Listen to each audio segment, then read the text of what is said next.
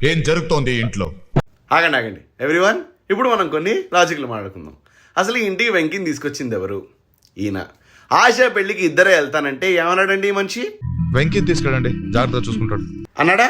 పోనీ వెంకీ తనంతటనే రైల్వే స్టేషన్కి వెళ్ళిపోతే వెనకాలే అక్కడికి వెళ్ళి ఏమన్నాడండి ఈయన? మరి ఎందుకు వెళ్ళిపోతున్నావు? And then he asks me, ఏం జరుగుతోంది ఇంట్లో? I don't know Seenu, you tell మీ.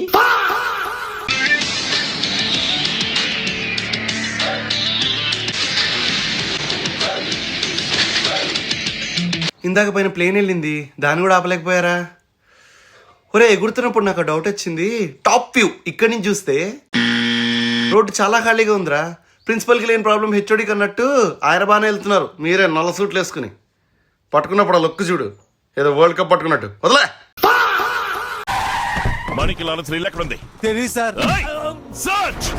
తెలీదు సార్, కానీ వెతికితే దొరికేస్తాడు అనే గ్యాప్లో కొట్టేశారేంటి సార్? మేమేదో మా డాక్టర్ సజెస్ట్ చేశాడని 10K స్టెప్స్ కంప్లీట్ చేసుకోవడానికి నైట్ వాక్ వస్తే. బావా ఇంకా నయం, నాకు మారికెన్ లారెన్స్ ఇల్లు తెలీదు, ఓన్లీ రాఘవ లారెన్స్ తెలుసునుంటే బొక్కలేసి భోగి పండుగ చేసేవారు సింగం సార్. అది పాయింట్ రోయ్.